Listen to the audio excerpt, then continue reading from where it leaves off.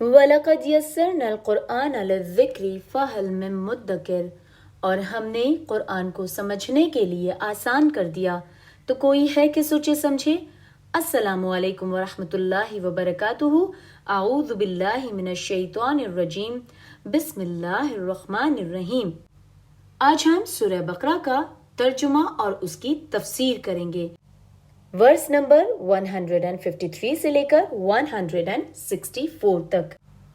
اے ایمان والوں، صبر اور نماز کے ذریعے مدد چاہو، یقیناً اللہ تعالیٰ صبر والوں کا ساتھ دیتا ہے۔ انسان کی دو ہی حالتیں ہوتی ہیں، آرام و راحت، نعمت یا تکلیف و پریشانی۔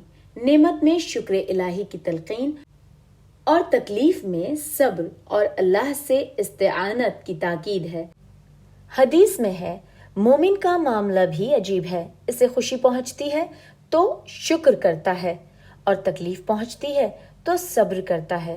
دونوں ہی حالتیں اس کے لیے خیر ہیں۔ صبر کی دو قسمیں ہیں، ایک محرمات اور معاصی کے ترک اور اس سے بچنے پر اور لذتوں کے قربان اور عارضی فائدوں کے نقصان پر صبر، دوسرا احکام الہیہ کے بجا لانے میں جو مشقتیں اور تکلیفیں آئیں انہیں صبر و ضبط سے برداشت کرنا۔ بعض لوگوں نے اس کو اس طرح تعبیر کیا ہے کہ اللہ کی پسندیدہ باتوں پر عمل کرنا چاہیے، وہ نفس و بدن پر کتنی ہی گراں ہوں، اور اللہ کی ناپسندیدہ باتوں سے بچنا چاہیے، خواہشات و لذات اس کو اس کی طرف کتنا ہی کھینچیں۔ اور اللہ تعالیٰ کی راہ کے شہیدوں کو مردہ مت کہو، وہ زندہ ہیں لیکن تم نہیں سمجھتے۔ شہداء کو مردہ نہ کہنا ان کے اعزاز و تکریم کے لیے ہے، اور یہ احکام الہی ہے، اور ہمیں تنبیہ ہے کہ خبردار رہو، شہداء کو مردہ نہ کہنا، وہ زندہ ہیں اور میرے پاس رزق دیے جاتے ہیں، وہ خوش ہیں میری نعمتوں سے اور خوشیاں منا رہے ہیں ان لوگوں کی بابت جو ان سے پیچھے ہیں، ابھی ان سے نہیں ملے، اور اللہ تعالیٰ کے فضل اور اس کی رحمت سے بہت خوش ہیں، اور اس بات سے بھی کہ اللہ تعالیٰ نیک لوگوں کے اعمال ضائع نہیں کرتا۔ شہداء کی زندگی کس طرح کی ہوتی ہے، یہ ایک غیبی معاملہ ہے جس سے بحث و مباحثہ کرنے سے ہمیں اجتناب کرنا چاہیے۔ اللہ تعالیٰ قرآن میں فرماتے ہیں کہ اے ایمان والوں، اللہ تعالیٰ کی فرما برداری کرو اور اس کے رسول کی فرما برداری کرو اور اختیار والوں کی فرما برداری کرو۔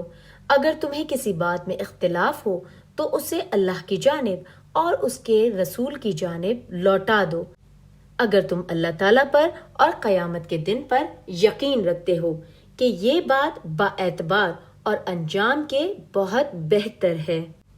اور ہم کسی نہ کسی طرح تمہاری آزمائش ضرور کریں گے، دشمن کے ڈر سے، بھوک پیاس سے، مال و جان اور پھلوں کی کمی سے، اور ان صبر کرنے والوں کو خوشخبری دے دیجیے جنہیں جب کبھی کوئی مصیبت آتی ہے تو کہہ دیا کرتے ہیں کہ ہم تو خود اللہ تعالیٰ کی ملکیت ہیں اور ہم اسی کی طرف لوٹنے والے ہیں، ان پر ان کے رب کی نوازشیں اور رحمتیں ہیں، اور یہ لوگ ہدایت یافتہ ہیں۔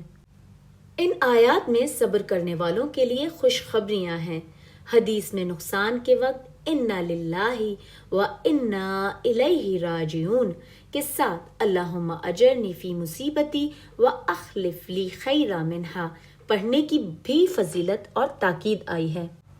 اللہ تعالیٰ اپنے نیک بندوں کو ہر طرح سے آزماتا ہے، دشمن کے ڈر سے بھی، بھوک پیاس سے بھی، مال اور جان سے بھی، اور پھلوں کی کمی سے بھی۔ بس ہمیں ہر حال میں صبر کا دامن نہیں چھوڑنا چاہیے، چاہے جتنی ہی تکلیفیں اور مشکلات کا سامنا کیوں نہ کرنا پڑے۔ ہمیں اپنے رب پر پورا بھروسہ رکھنا چاہیے۔ فَإِنَّ مَعَ الْعُسْرِ يُسْرًا إِنَّ مَعَ الْعُسْرِ يُسْرًا، پس بے شک سختی کے بعد آسانی ہے، بے شک سختی کے بعد آسانی ہے۔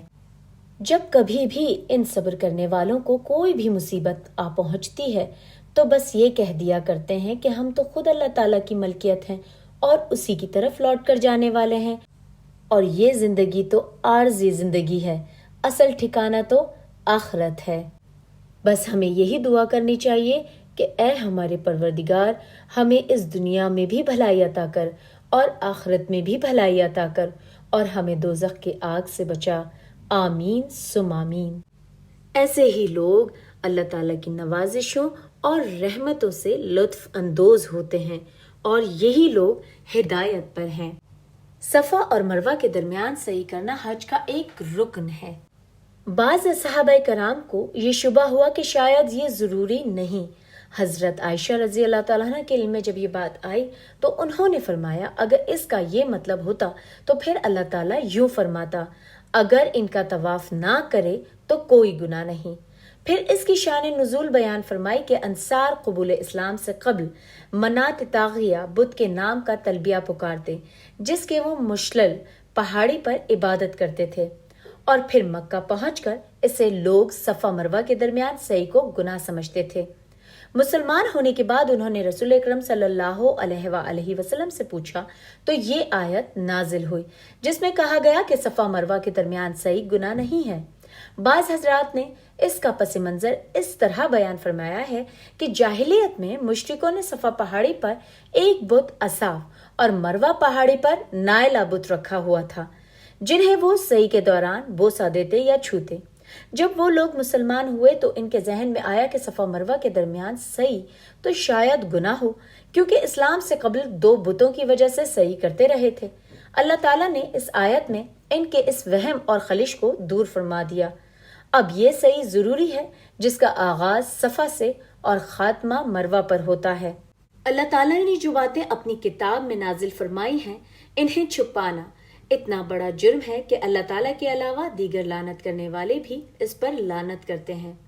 حدیث میں ہے جس سے کوئی ایسی بات پوچھی گئی جس کا اس کو علم تھا اور اس نے اسے چھپایا تو قیامت کے دن اللہ تعالیٰ آگ کی لگام اس کے منہ میں دے گا۔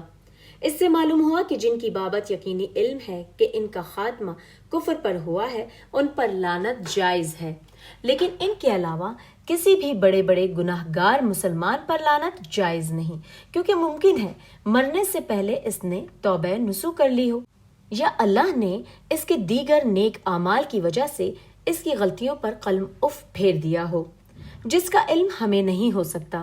البتہ جن بعض معاصی پر لعنت کا لفظ آیا ہے ان کی بابت کہا جا سکتا ہے کہ یہ لعنت والے کام کر رہے ہیں، ان سے اگر انہوں نے توبہ نہ کی تو یہ گناہ گار بارگاہ الہی میں ملعون قرار پا سکتے ہیں۔ یہ آیت اس لحاظ سے بڑی جامع ہے کہ کائنات کی تخلیق اور اس کے نظم و تدبیر کے متعلق 7 اہم امور کا اس میں یکجا تذکرہ ہے جو کسی اور آیت میں نہیں ہے۔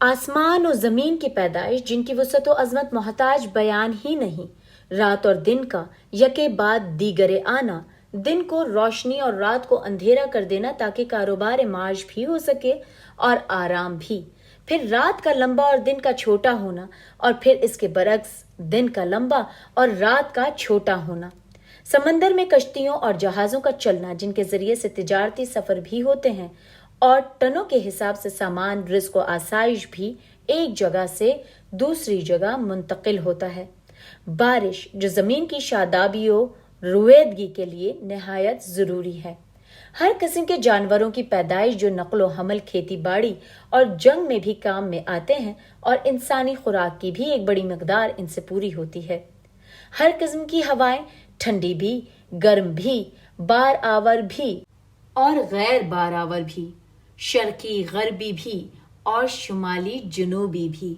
انسانی زندگی اور ان کی ضروریات کے مطابق، بادل جنہیں اللہ تعالیٰ جہاں چاہتا ہے برساتا ہے، یہ سارے امور کیا اللہ تعالیٰ کی قدرت اور اس کی وحدانیت پر دلالت نہیں کرتے؟ یقیناً کرتے ہیں۔ کیا اس تخلیق میں اور اس نظم و تدبیر میں اس کا کوئی شریک ہے؟ نہیں، یقیناً نہیں۔ تو پھر اس کو چھوڑ کر دوسروں کو معبود اور حاجت روا سمجھنا کہاں کی عقل مندی ہے؟ شکر الحمدللہ۔ سورہ بقرہ ورس نمبر 153 سے لے کر 164 تک کا ترجمہ اور اس کی تفسیر مکمل ہوتی ہے۔ اسی کے ساتھ اپنا اور آس پاس تمام لوگوں کا بہت زیادہ خیال رکھیے اور مجھے اپنی دعاؤں میں یاد رکھیے۔ اللہ حافظ۔